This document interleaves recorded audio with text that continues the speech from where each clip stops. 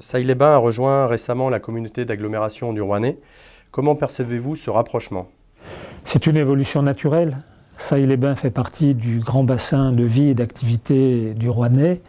Ensemble, nous serons certainement plus efficaces pour les habitants, plus constructifs pour leur avenir que si nous étions restés séparés. Connaît-on à Roanne l'existence des eaux de Sailly? Ah oui, alors je vais en témoigner de façon tout à fait personnelle. Je ne suis pas rouennais. Et lorsque je suis arrivé à Roanne, au début des années 70, cela faisait partie des connaissances qui m'ont été apprises par les habitants de Roanne.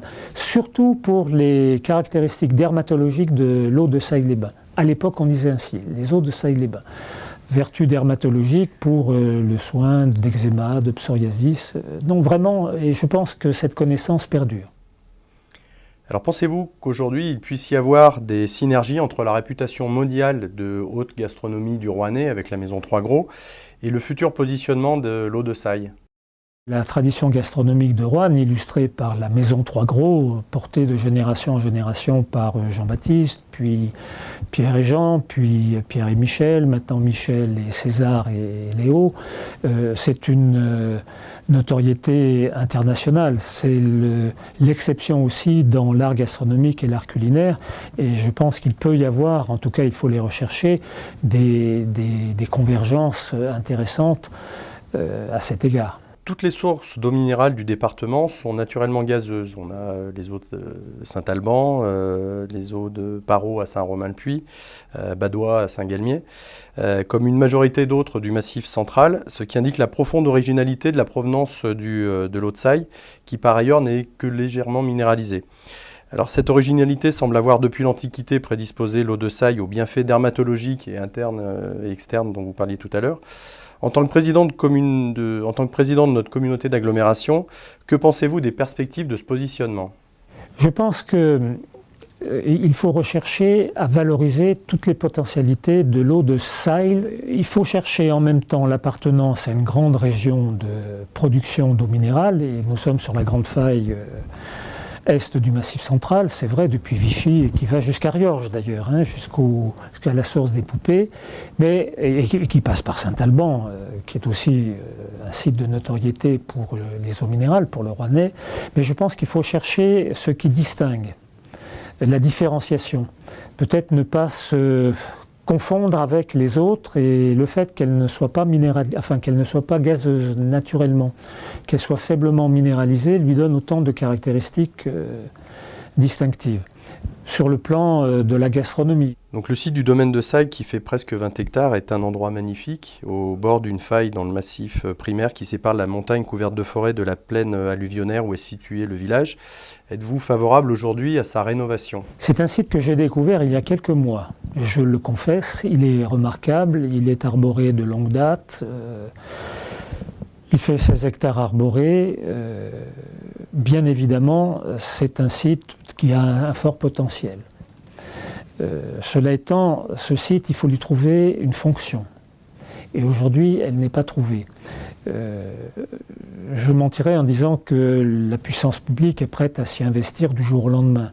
Il faudrait que nous puissions monter avec monsieur le maire de Sailly, avec sans doute le département, probablement avec l'appui de la région, et pourquoi pas dans un partenariat public-privé qui, pour le coup, pourrait être fécond, un projet qui pose en même temps les jalons des futures fonctions. Alors, je sais qu'il a été évoqué une fonction culturelle, un lieu de présentation d'événements majeurs qui serait à dimension régionale. Et là, je rebondis sur une idée qui m'est chère et que j'exprime souvent lorsque ce sujet m'est posé, que je suis questionné là-dessus.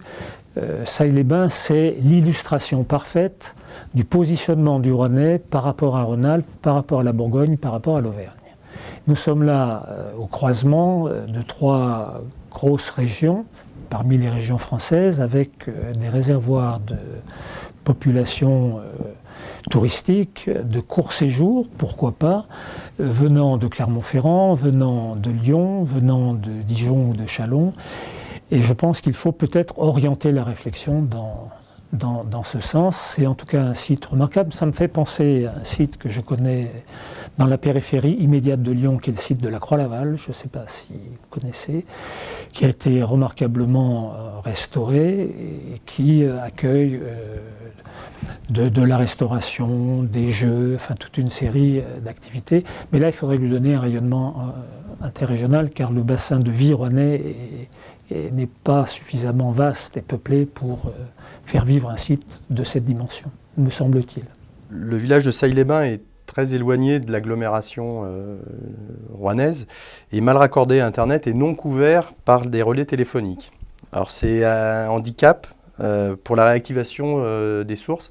Qu'est-ce qui est envisagé aujourd'hui pour améliorer cet état?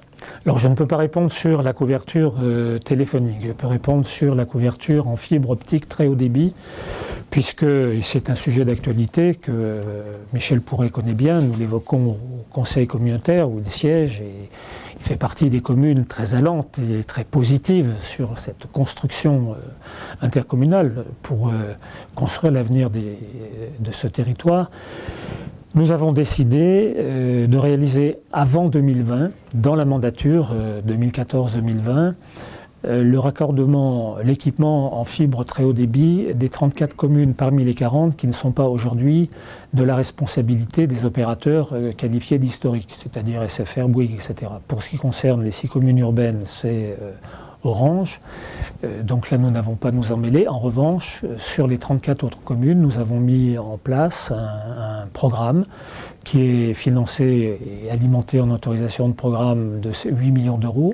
Ça sera la contribution de Rouennais Agglomération à cet équipement.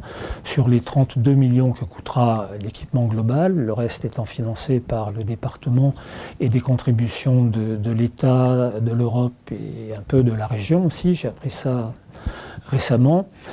Donc le programme, c'est-à-dire l'ordre de passage des territoires que nous allons équiper n'est pas encore établi, mais fera l'objet d'un premier échange en conférence des maires le 7 février. Ce que je peux dire, c'est que ce territoire, avant 2020, sera équipé du très haut débit. Et c'est indispensable. C'est aussi important aujourd'hui qu'a pu l'être l'électricité au début du siècle, ou aussi important qu'a pu être la desserte par des voiries il y a 50 ans. C'est tout à fait indispensable et nous sommes prêts à consacrer les investissements qu'il faut. Saint-Martin-d'Estreaux, qui est commune située à la limite nord-ouest du département, fait partie de la communauté d'agglomération du Rouennais. Elle comprend sur son territoire le château de Châteaumorant, qui, à quelques kilomètres du domaine de Sailly, a été la propriété de Diane de Châteaumorant, épouse d'Honoré d'Urfé et inspiratrice de l'Astrée. Honoré d'Urfé y a souvent séjourné. Considérez-vous l'Astrée comme faisant partie intégrante de notre patrimoine culturel local ?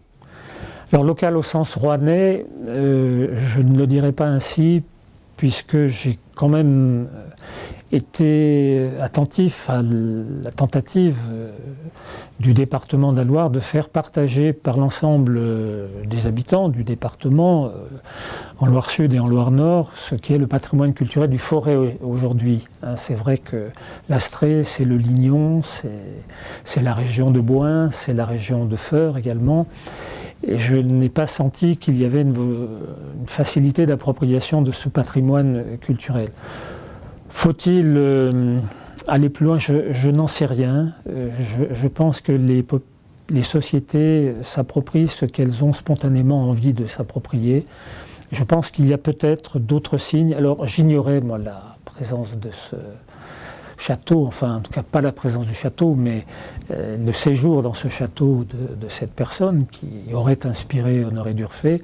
Peut-être est-ce un nouvel angle d'approche, mais je ne dirais pas que d'emblée l'Astrée appartienne au patrimoine culturel des Rouennais. Est-ce que vous voyez autre chose à rajouter?